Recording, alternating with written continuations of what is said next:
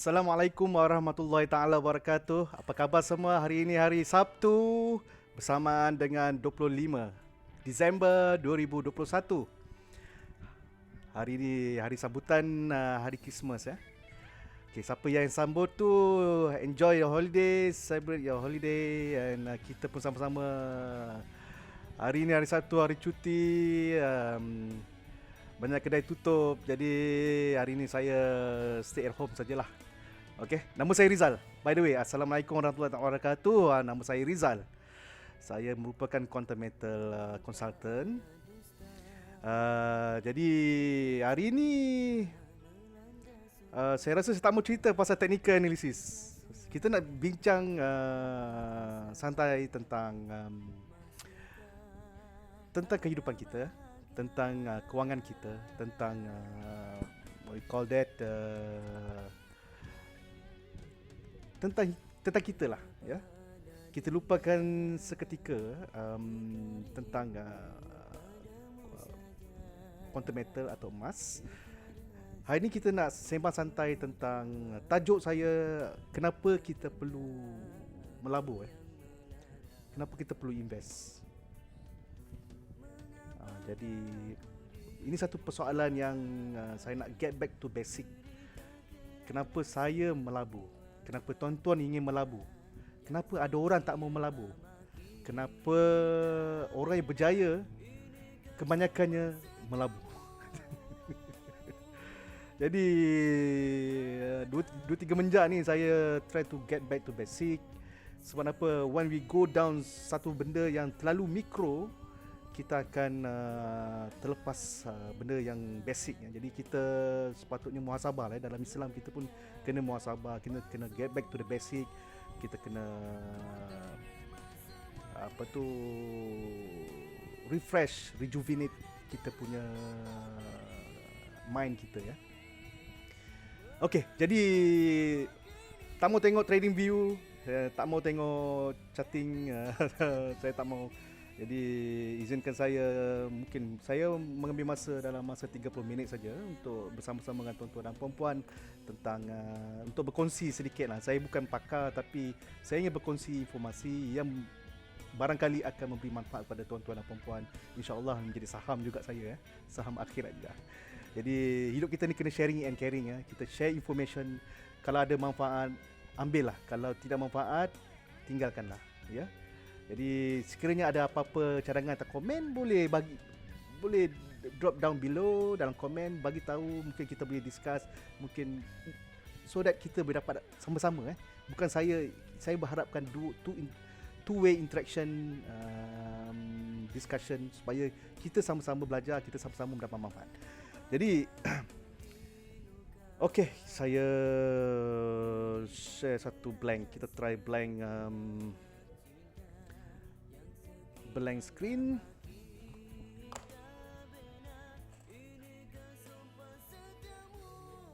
Abaikan tulisan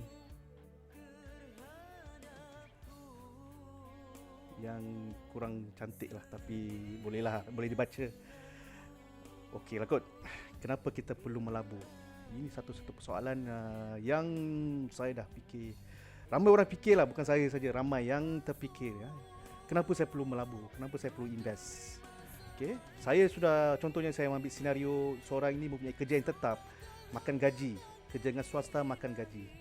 Jadi apa yang berlaku adalah dapat gaji, habis gaji. Okay? Kita kena faham hakikat duit sebenarnya. Hakikat duit, wang yang gaji yang kita terima.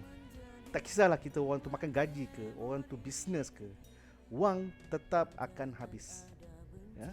Wang yang dicari akan habis. Jadi kalau begitu, macam mana kalau wang tu akan habis? Wang ni untuk dicipta untuk dibelanjakan ya? Jadi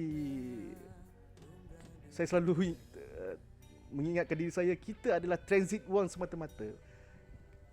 Satu hari, dua hari, mungkin duit tu dah habis Kita bayar hutang, kita membeli keperluan, kita membayar insurans, pendidikan, macam-macam. Jadi kita sebagai transit duit saja. Jadi apakah yang kita boleh simpan? Duit ni kalau kita simpan, kita kita perlu ada simpanan. Jadi simpanan tu dalam bentuk duit. Bagi saya, ia juga tidak menepatilah apa yang saya katakan. Sebab duit ni is meant to be expense. Jadi hanya aset saja yang boleh yang saya rasa boleh kita pegang untuk simpanan kita di hari tua. Kan ramai orang kata kenapa kita kena simpan. Okey, simpan. Duit simpan bawah bantal pun dia kata ni simpan. Okey.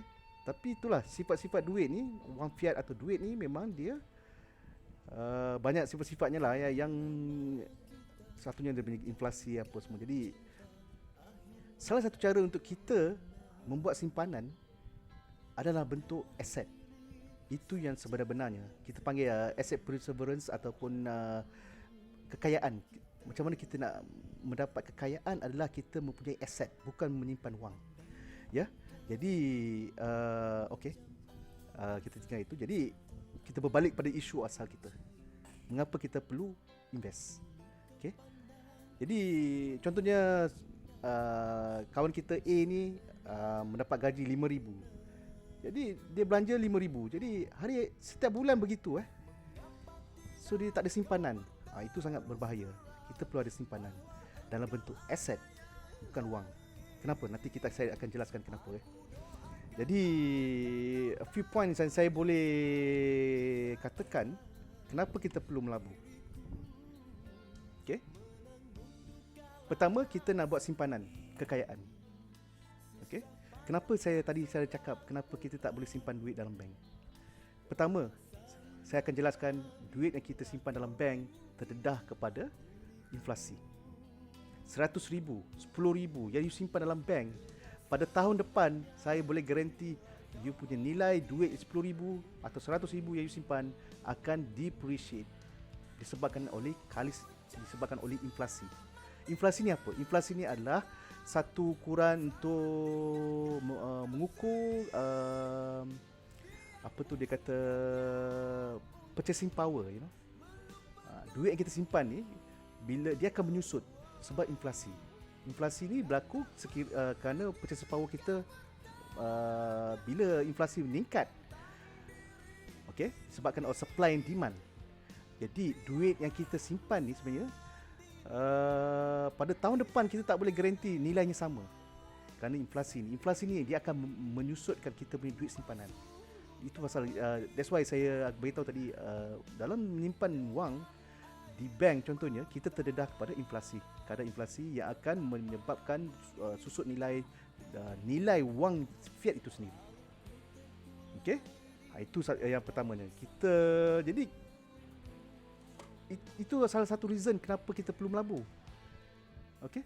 Kenapa? Kerana dengan menyimpan duit kita terdedah kepada inflasi kurang 4%. Contohnya inflasi 4%. So nilai duit yang kita simpan akan menjadi 96% pada tahun depan. Okey? 100,000 yang you boleh beli rumah, contohnya rumah kos rumah satu tingkat contohnya 100,000. Tahun depan disebabkan inflasi yang makin meningkat, 100,000 yang tuan-tuan simpan dalam bank mungkin tidak mampu, tidak boleh lagi membeli rumah tersebut. Kenapa? Satu, inflasi. Kedua, rumah tu mungkin dah naik harga. Okey? Jadi clear kenapa kita perlu melabur? Kerana kita cuba tangani inflasi dengan menyimpan wang dan dengan melabur kepada instrumen-instrumen yang lain. Ia memberi satu perspektif yang berbeza. Okey? Simpan duit dalam bank, kita terdedah pada inflasi. Jadi apa perlu kita buat? Kita perlu melabur. Itu reason nombor satu. Reason yang kedua, kenapa kita perlu melabur? Kenapa saya perlu melabur? Sebabnya kita banyak komitmen. Komitmen, macam-macam komitmen. Dalam satu tahun kita perlu jelas apa komitmen yang kita perlu.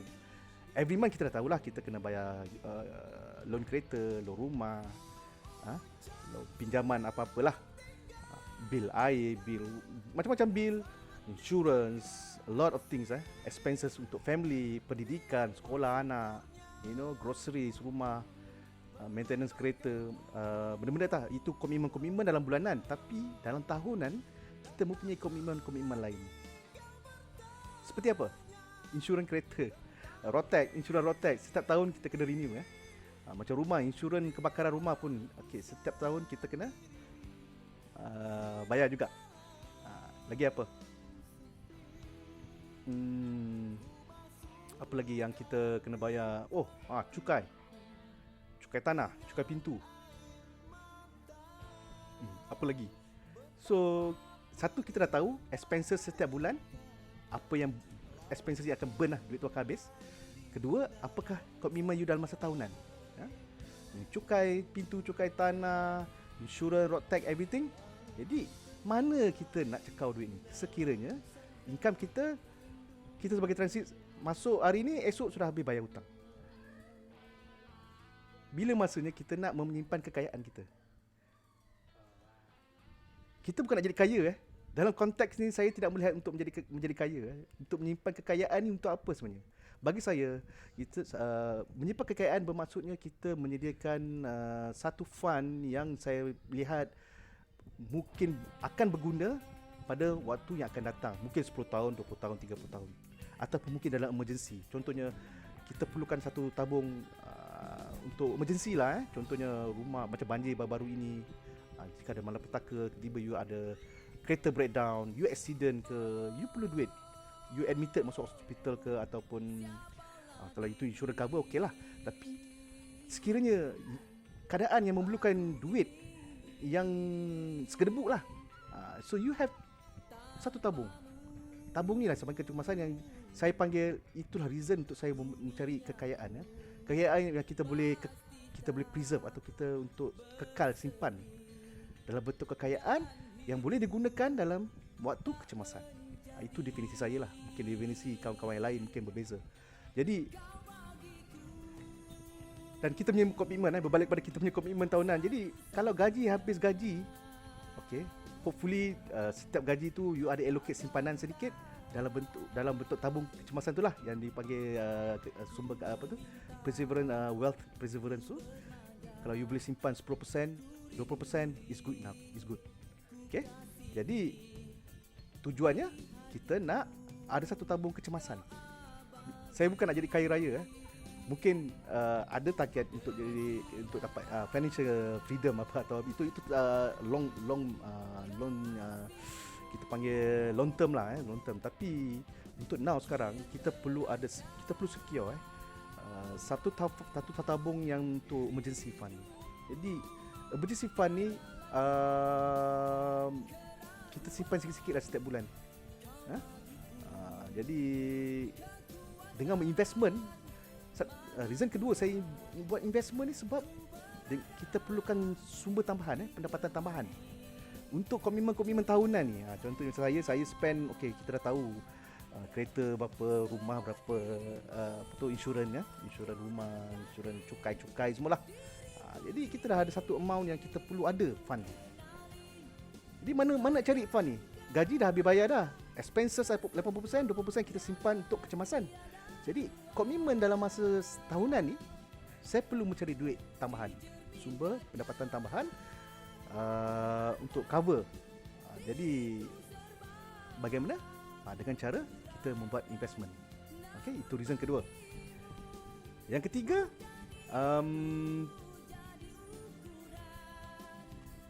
dengan cara ini juga, dengan investment ni, ia adalah satu cara untuk kita mengawal perbelanjaan kita. Contohnya gaji kita masuk,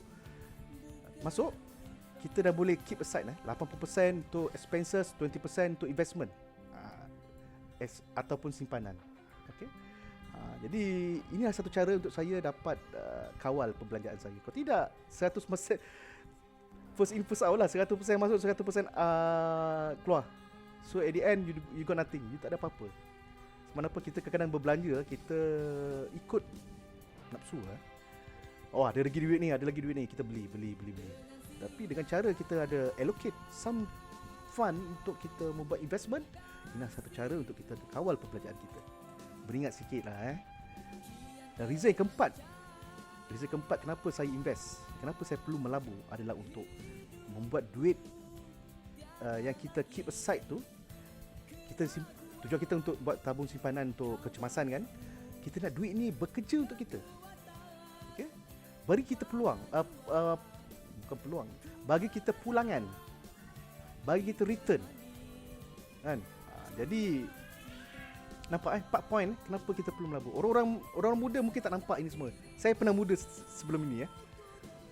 Saya pernah muda sebelum ini. Jadi saya faham. Orang-orang muda kata, apalah nak fikir jauh-jauh sangat kan. Kita hidup ni hanya sekali. Tentu je ayat dia kan. Enjoy.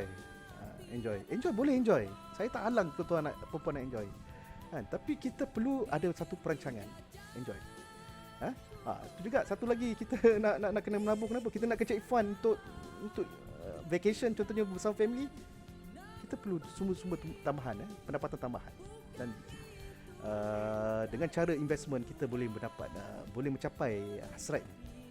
Okey. Jadi okey, habis yang tu. Okey, kenapa saya perlu melabur? Dah clear? Kita perlu ada 4 tadi yang saya bagi point. Pertama, kita tahu wang ini terdedah pada inflasi, jadi kita perlu invest duit dalam bentuk lain, instrumen yang lain, supaya duit ini kedua dapat bekerja untuk kita, memberi kita pulangan, yang menjadi sumber pendapatan kita. Dan saya cerita pada kita ada komitmen tahunan ataupun kita nak pergi vacation, kita perlukan extra income, jadi duit ni lah, daripada investment ni lah kita boleh gunakan. Dan keempatnya adalah untuk kita kawal expenses kita dengan cara ini. Okey, jadi apakah ciri-ciri pelaburan yang investment yang bagus? Banyak. Kalau tuan-tuan dan perempuan lihat dalam Malaysia, dalam dunia ni banyak gila investment tools. Kita kena berhati-hati.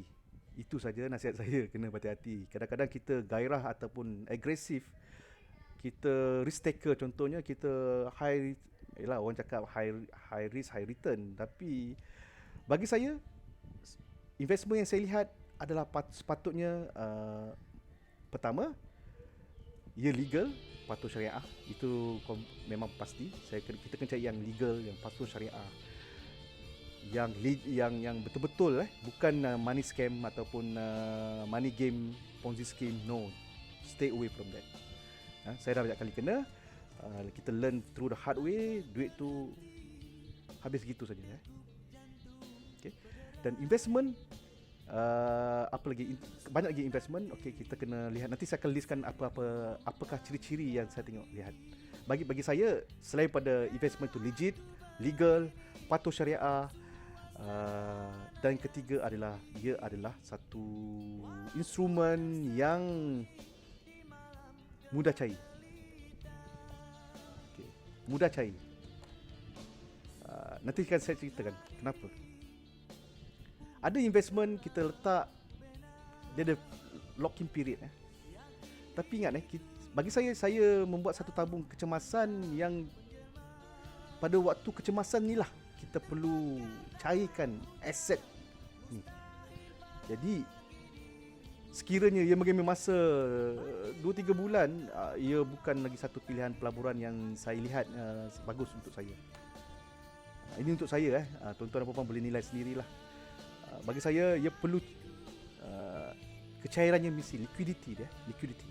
Sebab apa kita menggunakan tabung kecemasan ataupun kita melihat satu tabung kecemasan itu bekerja untuk kita. Jadi sekiranya kita memerlukan, ia patutnya mudah untuk kita cairkan dan mendapat fund tu boleh kita gunakan. Okey. Jadi kalau kita lihat contohnya, banyak juga pelaburan tools pelaburan yang mempunyai kecairan yang agak bagus. Tapi saya melihat berapa lama dia punya kecairan itu. Contohnya ESB, kita punya ESB risiko yang sangat rendah, kan? Tapi dividen baru diberitahu ada 5%. Biasanya risiko rendah, return dia tak banyak, 5%. Dan cuma kecairan dia bagi saya you kena pergi ke over counter. Okay? Over counter maknanya you kena spend one day, ambil cuti, you kena pergi counter dan keluarkan. Bagi saya tak cukup cair. Okay. Tapi dari segi risikonya sangat rendah. Okay. Banyaklah saham-saham macam Bank Rakyat ke, ASB ke, KAPB ke, AHB ke, similar. You have to pergi ke over counter. Kecairan dia mungkin mengambil masa 1 hari 2 hari lah. Jadi apa lagi saya nak cerita, apa lagi yang kita boleh lihat daripada kecairan yang bagus. Ia juga tidak memerlukan saya mengeluarkan duit yang banyak. Contohnya saya nak beli satu share, contohnya satu share ataupun saham lah, kita beli saham ASB contohnya RM1 itu agak bagus, RM1, which is bagus bagi saya. Jadi tidak memerlukan jumlah yang banyak. Ada yang share minimum RM1,000, ya, you kena bayar RM1,000. Contoh macam Quantum Metal. Saya bukan nak menjual apa-apa, tapi saya ingin bagi contoh. Quantum Metal sangat bagus kerana kita boleh beli emas serendah RM10. Ia satu nilai yang sangat rendah. Jadi tuan-tuan kita boleh melabur dalam nilai kuantiti yang rendah, yang kecil. Yelah, kadang-kadang kalau nak beli satu tools investment ni minimum berapa? RM1,000. Wow, it's too lot. Kan? Jadi yang kedua, saya melihat dia tidak perlu jumlah yang banyak. Kalau kita ada RM100, kita boleh jual RM100. Kalau ada RM10, kita boleh RM10. Jadi ia satu convenient untuk kita lah, untuk melabur dalam kuantiti yang rendah. Yang ketiga, satu, dia punya kecairan. Satu, mempunyai kecairan yang baik tinggi. Kedua, dia tidak memerlukan dana yang banyak supaya kita convenient untuk membuat pelaburan. RM10. Quantum Metal is menepati cara ni. RM10 saja untuk simpan emas digital GSA. Pertama, dia punya kecairan yang tinggi. Ya, kalau tuan-tuan tengok GSA, tuan-tuan boleh jual beli melalui online platform. Pada waktu itu juga kita boleh jual dan kita boleh dapat payment. Yang ketiga, ini berkait dengan nombor 3. Apa dia? Akses yang sangat mudah.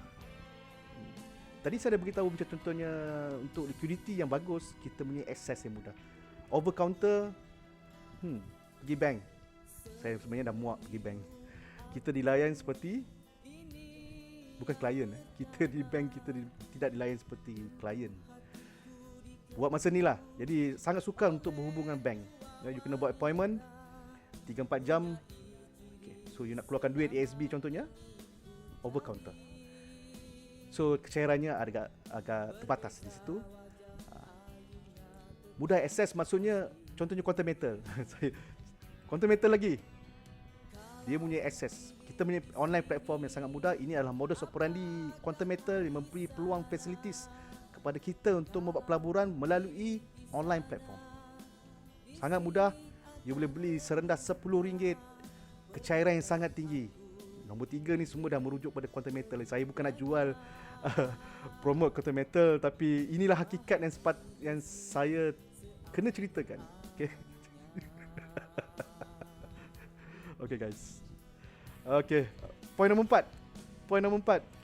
Apa yang saya lihat tutup pelaburan adalah dia mempunyai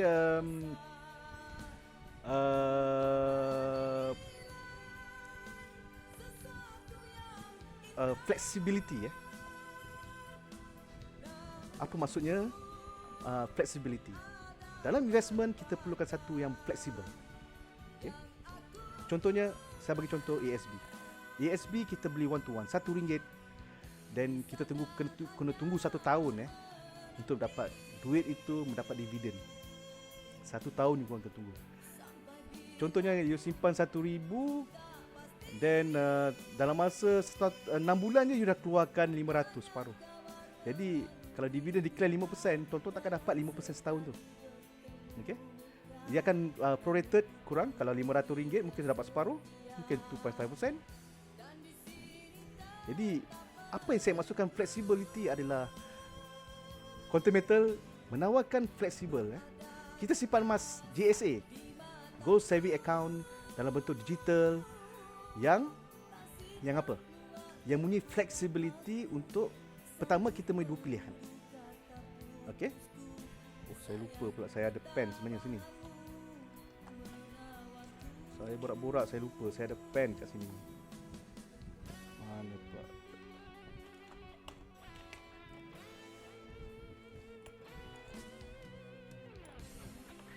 Alright. Okay, saya kena tulis lah Okay. Apa yang tadi saya cerita tadi untuk pelaburan, investment. Pertama tadi saya cerita pasal liquidity. Kedua saya cerita pasal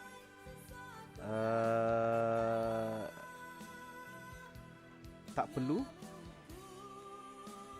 jumlah yang banyak yang banyak. Ketiga saya cerita pasal akses mudah. Okay, akses mudah ni maksudnya bila kita memerlukan kewangan tersebut, kita mudah untuk akses. Yang keempat, saya tertinggal satu tadi, saya cerita pasal flexibility flexible. Okay, quantum meter, dalam quantum meter kita punya flexibility. GSA, daripada GSA yang tuan-tuan dalam quantum meter GSA ni adalah gold saving account. Kita simpan emas dalam bentuk digital yang di back by physical gold yang disimpan di Brinks Singapore. Jadi jangan risau, itu tak ada isu apa-apa, ia patuh syariah dan dia sentiasa diaudit. Jangan risau, emas tuan-tuan kita berada di Brinks Singapore. Jadi daripada GSA ni saya mau ceritakan, saya bukan mau menjual quantum meter lagi, tapi saya terpaksa menggunakan dia kelebihan-kelebihan yang quantum meter berikan pada kita. Pada GSA simpanan digital ni kita mempunyai dua pilihan. Sekiranya kita memerlukan dana atau fund, pertama kita boleh jual emas kita. Jual emas. Okay. Jual. Kita jual emas one to one. Tapi ada margin spread Ingat, ada margin spread 7%. So apa maksudnya? Katakanlah saya ada 10 gram emas. Sekiranya saya memerlukan dana dalam bentuk 5 gram emas, saya boleh jual 5 gram emas one to one dengan consider 7% margin spread. Okay? 7% ini jangan risau, bukan nampak banyak, dia memang antara yang terendah. Kalau tuan-tuan pergi yang satu lagi tu, you know who, margin spread dia mungkin 10%. Kalau kedai-kedai emas, toko-toko emas, pokong apa benda tu, margin spreadnya 10 hingga 15%. So quantum meter menawarkan margin spread yang rendah untuk GSA mereka. Yang kedua adalah kita boleh membuat GCA, Gold Convert Account. Ini adalah sangat-sangat powerful, di mana kita tidak perlu menjual emas, tapi kita hanya mencagarkan emas dalam GCA. Cagar emas ni, contohnya you ada 10 gram,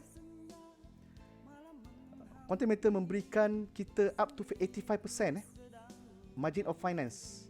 So maknanya tuan-tuan boleh dapat 8.5 gram cash kelulusan dalam masa 2-3 hari bekerja.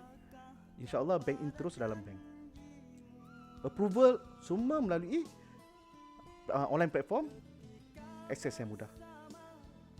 Okay, jadi 2-3 hari bekerja. Bagi saya dah biasa buat 2-3 kali membuat GCA. Tak sampai macam petang hari ni, esok pagi insyaAllah duit tu dah masuk. Tapi kita by SOP mungkin it takes about 2-3 days by SOP lah. Tapi biasanya kita akan dapat dalam satu hari lah, dalam satu hari working days. Jadi apa yang cerita adalah flexibility dalam dalam quantum meter sangat powerful sangat powerful. Di mana kita dapat pembiayaan, kita tak hilang emas tu. Emas tu kita pasti lagi kita punya, cuma kita membuat ranu, kita cagarkan dalam bentuk menerusi online platform, kita mendapat finance up to 85%. Jadi bila kita mempunyai fund yang cukup, baru kita boleh tebus balik. Ataupun tuan-tuan, kalau tuan-tuan boleh tunggu, sekiranya harga emas naik certain percentage, tuan-tuan tak perlu bayar pun duit cadangan. Tapi it takes time lah. Dan yang penting sekali, berapa dia punya profit rate Profit rate, management fees yang dikenakan adalah 3.5% saja daripada nilai yang dipinjam, yang dicagarkan 85 gram, which is very good. Di mana saya pernah cuba, saya ambil daripada nilai emas 1,000 saya dapat RM800. Cash dalam bentuk GCA. Berapa dia management fee dia? Setahun cuma 3.5% daripada 800 adalah RM28. RM28 saja tuan-tuan dan puan-puan. RM28 saja. So bagi saya kalau saya ada fund lebih, saya akan clearkan untuk dapat balik emas saya. Kalau tak pun tak apa, saya tunggu harga emas meningkat dengan agak substantial amount. Setiap bulan saya dapat cover balik duit yang saya dah ambil. Okey. Jadi itu yang cara yang keempat. Saya tak ada jumpa lagi mana-mana tools, investment tools yang mempunyai flexible sebegini rupa. Okey. Macam ASB, you perlu duit, you just take out the money. So maknanya you punya principal amount fund tu akan berkurang. So interest you akan berkurang juga. Tapi dari segi flexible di quantum meter, ya agak bagus. Kita tak hilang ownership emas tu, cuma kita cagarkan, buat Aranu dan masuk dalam holding investing folder. Emas kita punya tapi dicagarkan. So dengan dan satu lagi, dengan profit rate yang rendah 3.5%, tiada limit masa. Kalau tuan-tuan tengok Aranu yang lain, dia mempunyai limit masa 8 bulan, 6 bulan, 12 bulan, 18 bulan. Sekiranya tuan-tuan tak tebus cagaran ini, emas tuan-tuan akan hilang. Tapi ini tidak berlaku di quantum meter, di mana kita mempunyai flexibility. Just serve the RM28 yang saya buat tadi. Contohnya saya buat 1,000, saya dapat macam finance 80%, dapatlah ambil 800. Setahun cuma RM28 saja. Jadi kalau saya tak nak tebus, okey, saya cuma bayar RM28 saja. Tahun depan kalau saya refund, saya boleh tebus. Tak tebus, saya bayar RM28 saja. Mungkin saya nak tunggu emas tu naik pada meningkat dan akhirnya saya tak perlu membayar balik RM800 sekiranya emas tu double double increment. Itu nanti topik lain, mungkin saya boleh cerita dengan lebih lanjut tentang itu. Tapi ya, investment tools yang paling bagus setakat ini, saya bukan nak promote, tapi quantum meter menyediakan satu fasiliti sangat bagus. Risiko yang kelima, of course, risiko ini patutnya saya letak di nombor yang agak atas sekali tapi saya mungkin tertinggal point ni. Risiko ni sangat penting tuan-tuan dan puan-puan. Risiko. Setiap investment punya risiko. Kita kena tahu risiko-risikonya. Adakah ia calculated risk ataupun adakah ia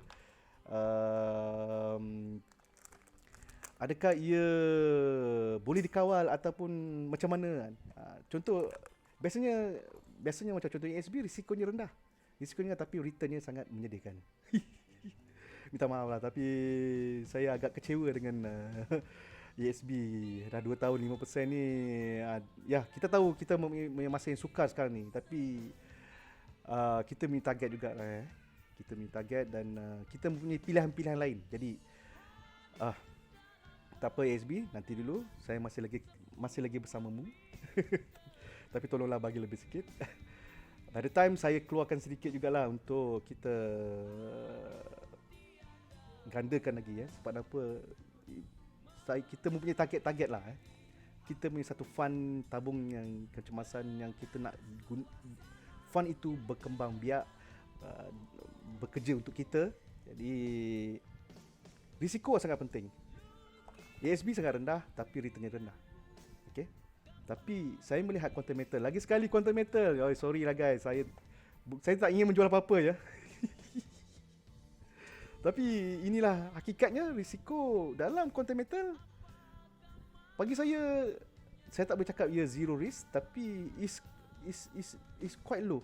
It's really low.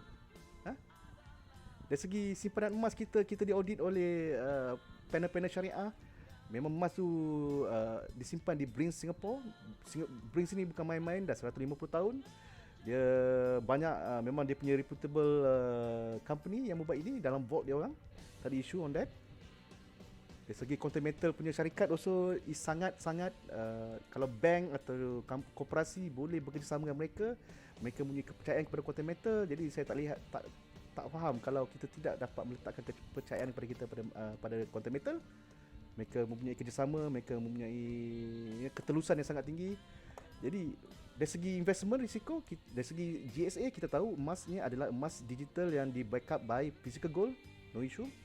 Dari segi GAE ni adalah satu produk yang kita boleh menggandakan position emas kita, krema emas kita 10 kali ganda atau 5 kali ganda dengan risk yang bagi saya risk dia ialah dia tak ada margin call, no stop loss cost, stop loss, tak ada margin call. So maknanya kalau kita beli dan harga turun, kita perlu buying time, holding power dan buying time. Kita tunggu emas naik kembali baru kita jual untuk dapat profit.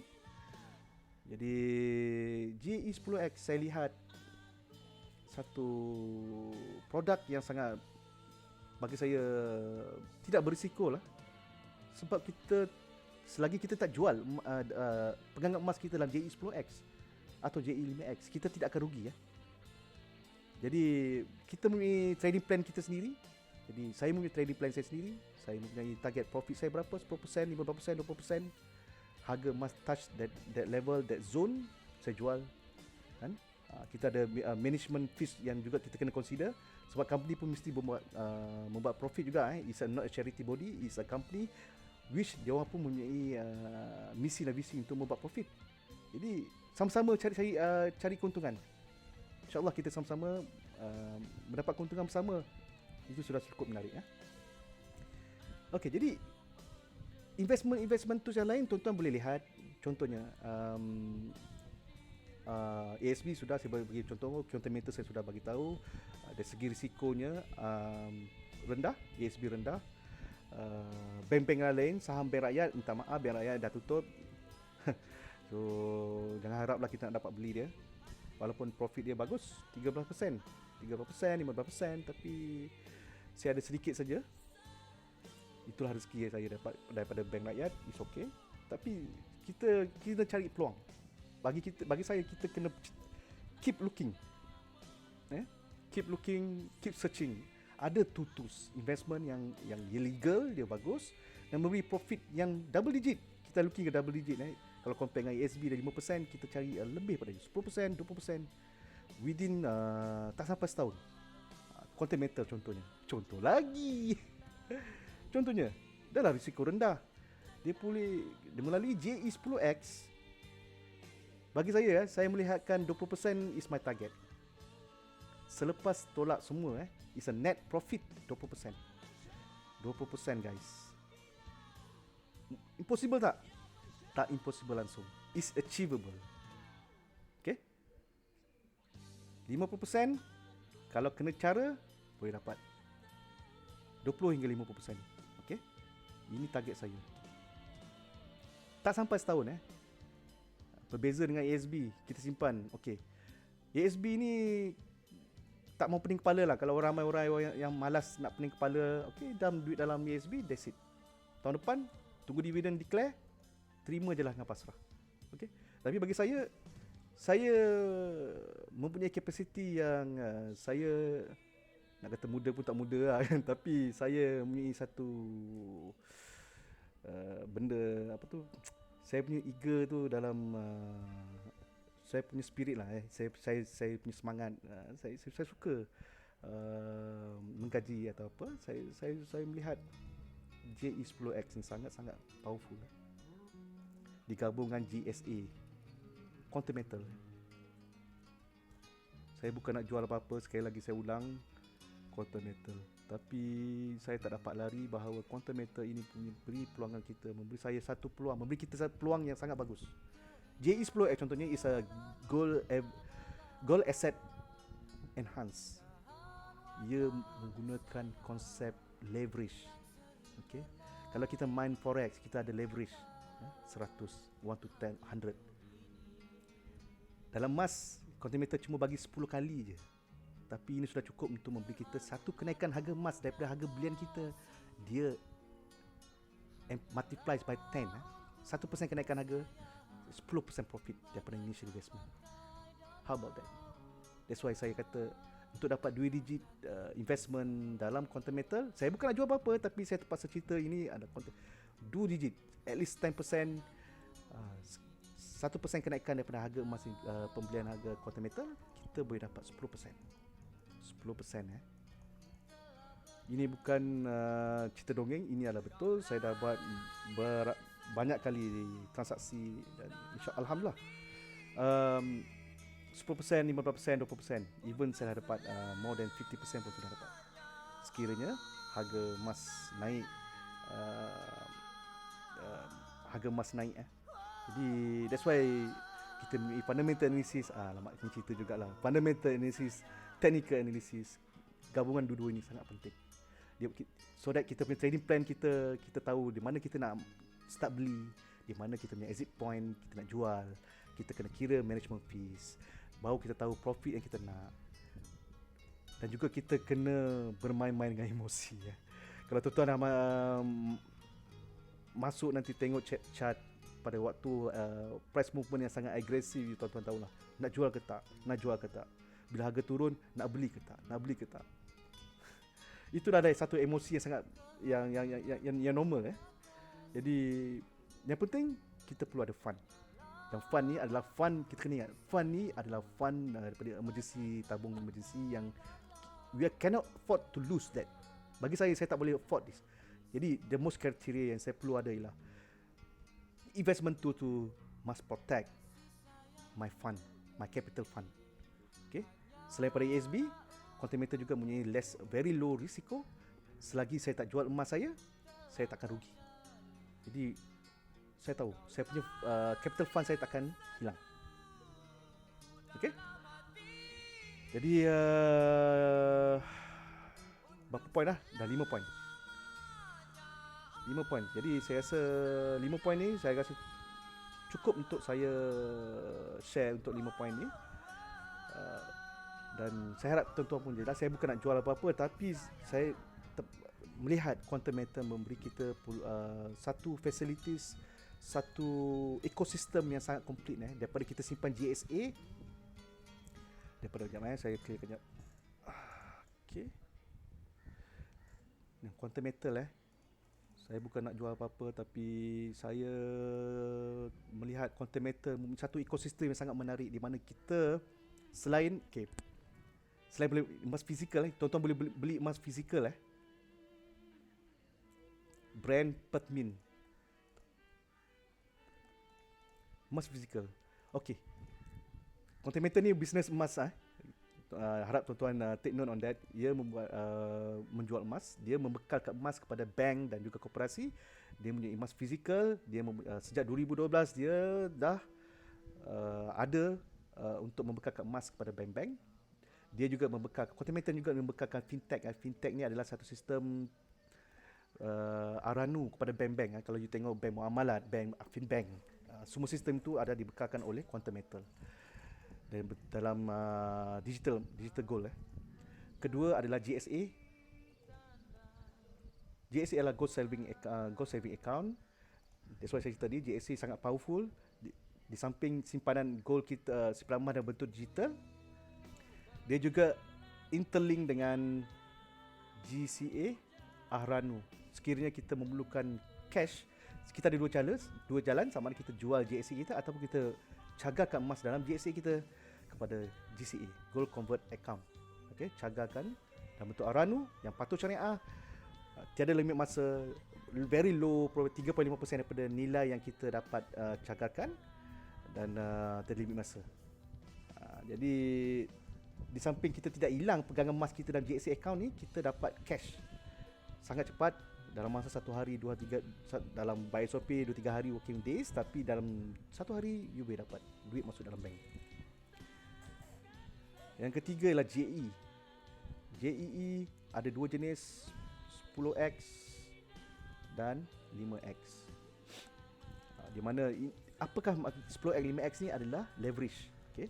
Contohnya you beli satu unit harga dia adalah $250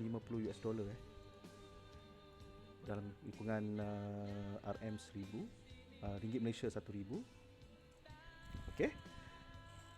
And then there's a management fees, memang 300 dalam 380 something something like that, 330 something like that.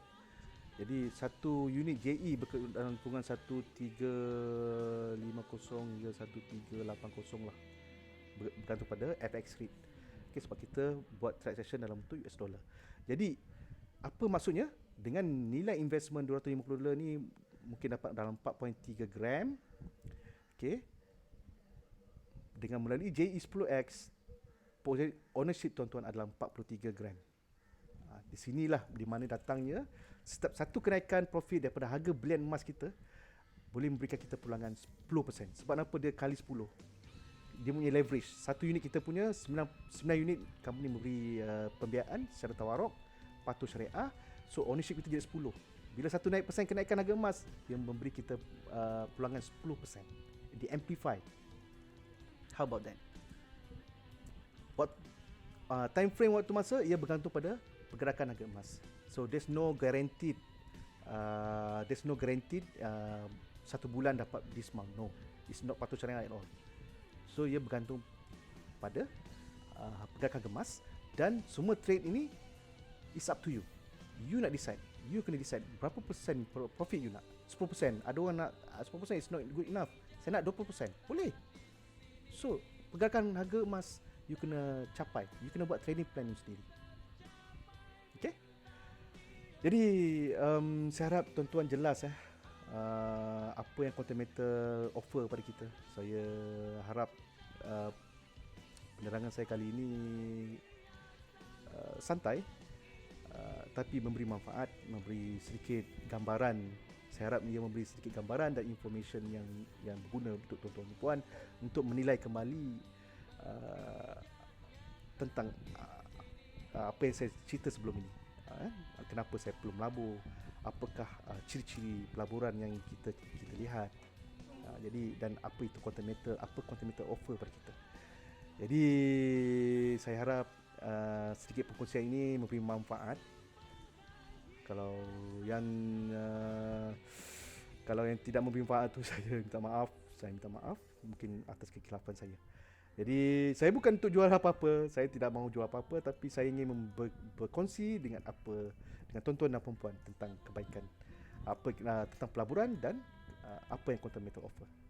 Jadi jangan lupa, kalau apa-apa ada nak komen apa-apa, drop down below, boleh komen, cakaplah apa-apa, bagi input, mungkin boleh bagi tahu topik-topik seterusnya saya boleh cerita dengan tuan-tuan dan puan.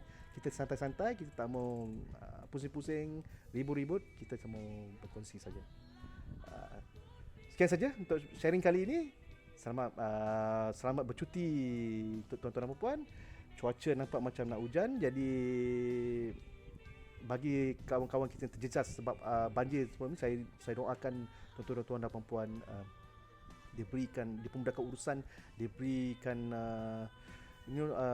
rezeki yang lebih melimpah ruah. Ingat, hidup ini adalah life is a test. Hidup ini penuh dengan cabaran. Sekiranya kita lepas, insya-Allah Allah akan naikkan darjat kita, Allah akan gantikan dengan lebih baik lagi. Jadi stay tune, stay ceria. Hujung minggu ni kita bercuti bersama anak-anak dan keluarga. Jangan lupa, kalau harga emas turun, beli. Turun banyak, kita borong. Okay? Bye-bye. Assalamualaikum warahmatullahi taala wabarakatuh. Adios amigos.